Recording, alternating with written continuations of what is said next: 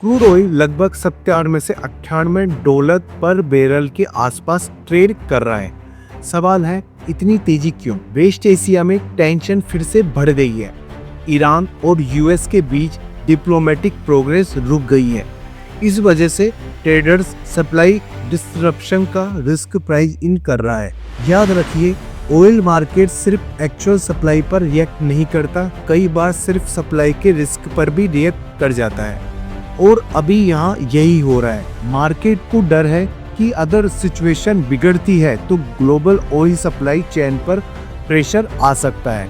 इस crude oil में risk premium लगातार बढ़ रहा है। अब सवाल आता है, इसका असर निफ्टी और इंडियन मार्केट पर कितना पड़ सकता है?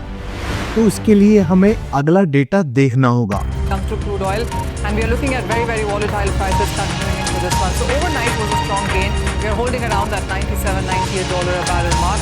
There are reports of Iran firing missiles at Kuwait and Bahrain. नमस्कार साथियों, स्वागत है आपका स्ट्रेटजी लैब पर। मैं हूं कृष्णा।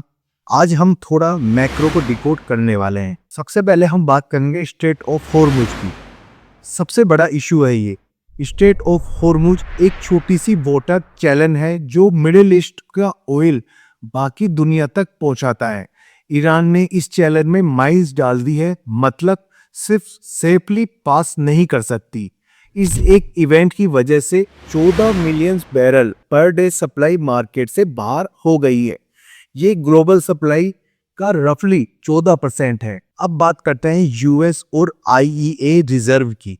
यूएस के क्रूड ऑयल रिजर्व अभी 357 मिलियन बैरल्स पर है।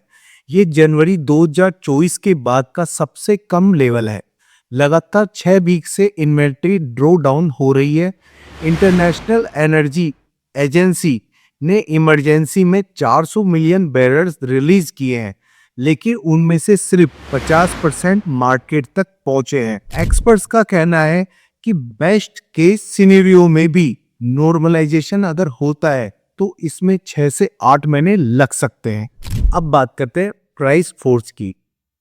ऑयल कहां तक जा सकता है? मल्टीपल ग्लोबल बैंक और ट्रेडर्स का एस्टिमेट है कि जून से जुलाई तक क्रूड ऑयल 95 से 120 बैरल तक जा सकता है। उसका रीजन है समर। इस समय पीक डिमांड होती है ऑयल की, रिजर्व घटते जा रहे हैं और हॉर्मुज अभी भी बंद है। एक analyst vital MD of Bahrain ने कहा है कि मार्केट अभी भी ईरान वॉर के लिए रिस्क को अंडर एस्टिमेट कर रहा है। तो अब सवाल आता है कि ऑयल की प्राइस $120 तक क्यों नहीं पहुंची है? यहाँ से चाइना की एंट्री होती है। चाइना दुनिया का सबसे बड़ा ऑयल इंपोर्टर है। जब प्राइस 60 से 70 पर डॉलर बैरल थी, तब चाइना बहुत एग्रेसिव बाइंग कर रहा था, 1 मिलियन बैरल्स पर डे के आसपास। लेकिन जैसे ही प्राइस 90 से $100 के आसपास पहुंची तो चाइना मार्केट से ही बाहर हो गया। अप्रैल 2026 में चाइना का इंपोर्टर्स 20% तक गिर गए। ये उनके 4 ईयर का सबसे लो था। इस वजह से ग्लोबल सप्लाई थोड़ी अवेलेबल हुई और प्राइस का कुछ प्रेशर रिलीज हुआ। यहाँ से बाउंस पॉइंट है। चाइना में लगभग 50% से ऊपर नई कार या टू व्हीलर ईवी है, मतलब लॉन्ग टर्म में सिक्योरिटी है कि चाइना का ऑयल डिमांड स्लो ही रहेगी। अब यहाँ से एक इम्पोर्टेंट मार्केट सिग्नल को देखते हैं। मार्केट पे अभी शॉर्ट टर्म टाइटनेस दिख रही है। इसका मतलब है कि आज का प्राइस ज़्यादा है, फ्यूचर डिलीवरी की प्राइस कम है।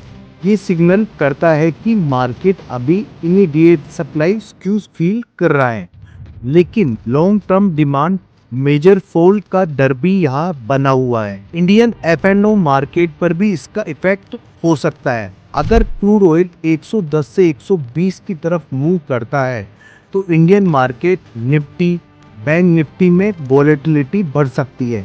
इंडिया विक्स स्पाइक कर सकता है। पुट प्रीमियम एक्सपेंसिव हो सकते हैं। फॉरेनर इन्वेस्टर रिस्क एसेट्स पे पैसा निकाल सकते हैं। एनर्जी इंसेंटिव सेक्टर जैसे पेंट्स, एयरलाइंस और सेमिकॉल्स में बेरिश पोजीशन बिल्ड हो सकती है। तो साथियों, वीडियो कैसा लगा? अगर वीडियो अच्छा लगा है तो अपनी कमेंट पे प्रतिक्रिया जरूर दें। अगर खराब लगा है तो भी अपनी प्रतिक्रिया जरूर दें। अब हम आपको निफ्टी का डेटा तो एनालिसिस कराएगी, उसके साथ हम मैक्रो भी आपको रोज यहाँ बता रहे होंगे। तो इससे आपके पास 2 कंफर्मेशन हो जाएगी, एक तो चार्ट की और एक मैक्रो की। अगर नए आए तो लाइक और सब्सक्राइब जरूर करें। Thank you.